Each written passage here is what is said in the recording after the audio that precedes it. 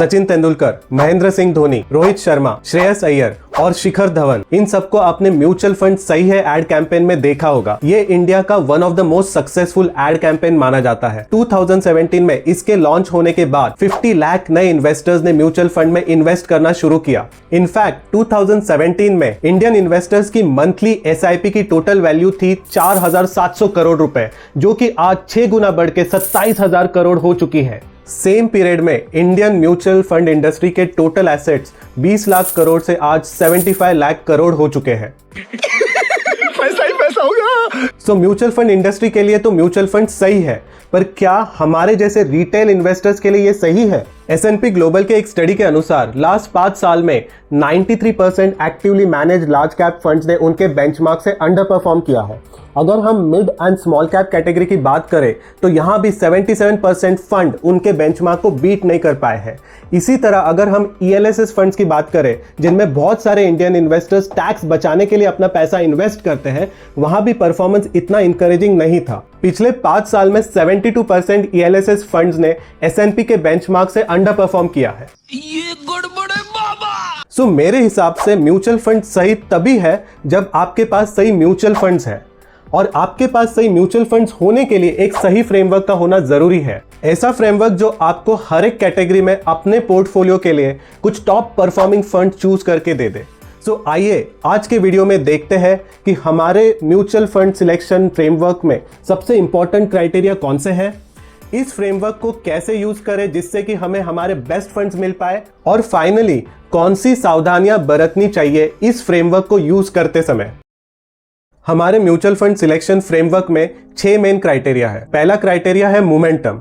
जैसे नाम से पता चल रहा है, ये उन म्यूचुअल फंड्स को शॉर्टलिस्ट करने में मदद करता है जिनका रीसेंट परफॉर्मेंस बाकी सबसे बेटर है। अब रीसेंट मतलब कितना रीसेंट? 1 महीना, 3 महीना, 6 महीना? तो इस क्राइटेरिया के लिए हमने 1 साल का पीरियड चूज किया है।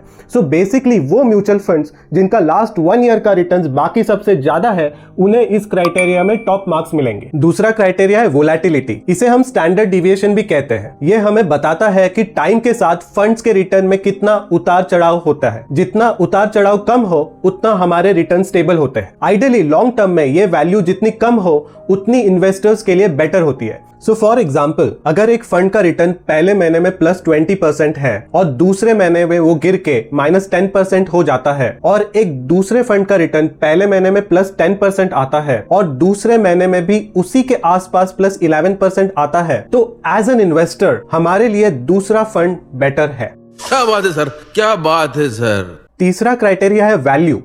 ये पहले 2 से काफी स्ट्रेट फॉरवर्ड है। जिस म्यूचुअल फंड की वैल्यू दूसरों से कम है वो म्यूचुअल फंड हमारे लिए बेटर है।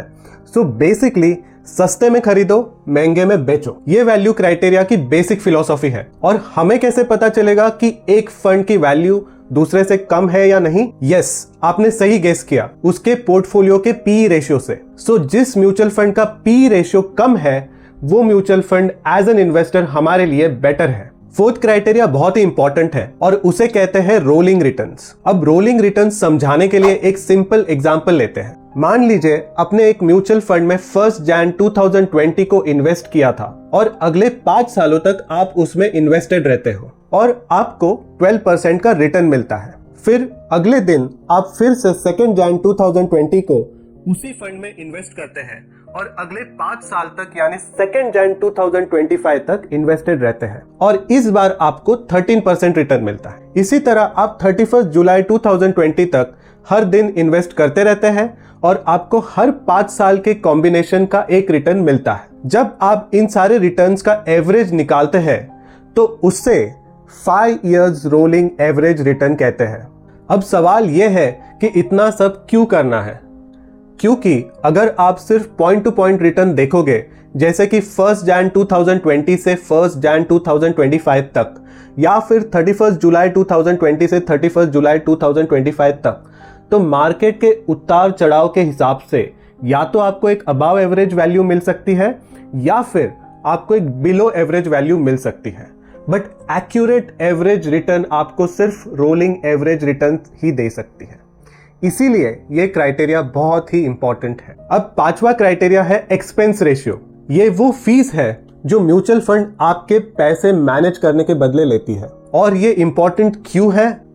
अगर आप दो अलग फंड्स में 20 साल के लिए 10,000 रुपए की SIP करते हैं और दोनों फंड्स का रिटर्न सेम है, बट एक फंड का एक्सपेंस रेशियो 1.5% है और दूसरे फंड का एक्सपेंस रेशियो 0.5% है, तो 20 साल बाद आपको दोनों फंड से मिलने वाले फाइनल अमाउंट में 10 लाख का फर्क होगा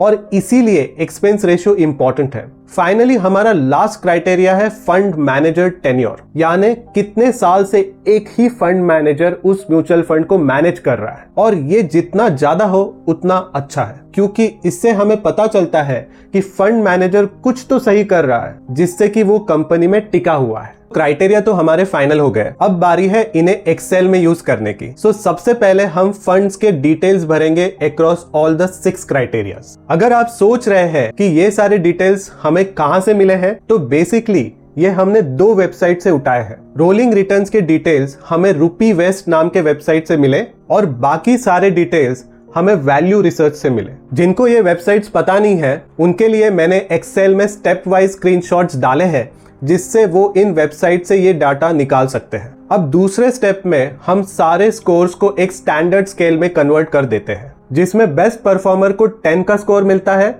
और वीकेस्ट परफॉर्मर को 0 मिलता है। तीसरे स्टेप में हम सारे क्राइटेरियाज को अलग अलग वेटेजेस असाइन करते हैं। अब ये वेटेजेस डिफरेंट क्यों है? एक SSRN रिसर्च स्टडी में इंडिया के 40 इक्विटी म्यूचुअल फंड्स का 15 इयर्स का मंथली डेटा एनालाइज किया फ्रॉम जनवरी 2000 टू अगस्त 2015 और उन्हें म्यूचुअल फंड सिलेक्ट करने के लिए 3 की फैक्टर्स का पता चला: मोमेंटम, वोलेटिलिटी और वैल्यू। और इन 3 फैक्टर्स में जो म्यूचुअल फंड्स ज्यादा स्कोर करते हैं वो अपने बेंचमार्क से 5% से 7% का अल्फा क्रिएट करते हैं, और इसीलिए हमने इन 3 फैक्टर्स को सबसे ज्यादा वेटेजेस दिए हैं compare to other criteria. 4th step में हम हर क्राइटेरिया को उसके वेट के साथ मल्टीप्लाई कर देते हैं और फिर इन सब स्कोर्स को ऐड कर देते हैं। इससे हमें एक फाइनल स्कोर मिल जाता है और फाइनल स्टेप में हम सारे फंड्स को उनके फाइनल स्कोर के हिसाब से एक रैंक असाइन कर देते हैं। जिस फंड का सबसे ज्यादा स्कोर होगा उसे फर्स्ट रैंक मिलेगा और जिस फंड का सबसे कम स्कोर होगा उसे लास्ट रैंक मिलेगा। मजा आया? ये एक्सेल आपके यूज के लिए मैं वीडियो के डिस्क्रिप्शन में डाल दूंगा, बट इसे यूज करने से पहले आपको 2 इंपॉर्टेंट प्रिकॉशंस लेने चाहिए। पहला यह है कि जब आप म्यूचुअल फंड्स का डेटा इस एक्सेल में डालोगे तो आपको इंश्योर करना पड़ेगा कि सारे म्यूचुअल फंड्स एक ही कैटेगरी के हो। फॉर एग्जाम्पल, अगर आप अपने लिए एक best large cap fund select करना चाहते हो तो कंपैरिजन के लिए जो आप अलग अलग फंड्स का डेटा एक्सेल में डालोगे वो सब लार्ज कैप कैटेगरी से ही होने चाहिए। एक लार्ज कैप, दूसरा फ्लेक्सी कैप, तीसरा मिड कैप, ऐसा नहीं हो सकता। दूसरा इंपॉर्टेंट पॉइंट ये है कि इस एक्सेल में हमने हमारे रिसर्च के हिसाब से वेटेजेस डाले हैं, बट आप एक्सेल में इन्हें अपने प्रायोरिटी के हिसाब से चेंज कर सकते हैं। इस वीडियो का पर्पस यही था कि आपको एक बेसिक फ्रेमवर्क मिले जिससे आप अपने गोल्स और प्रायोरिटीज के हिसाब से यूज कर पाए। होपफुली ये वीडियो आपको अच्छा लगा। मिलते हैं अगले वीडियो में, तब तक स्मार्टली इन्वेस्ट करें, वेल्थ बिल्ड करें।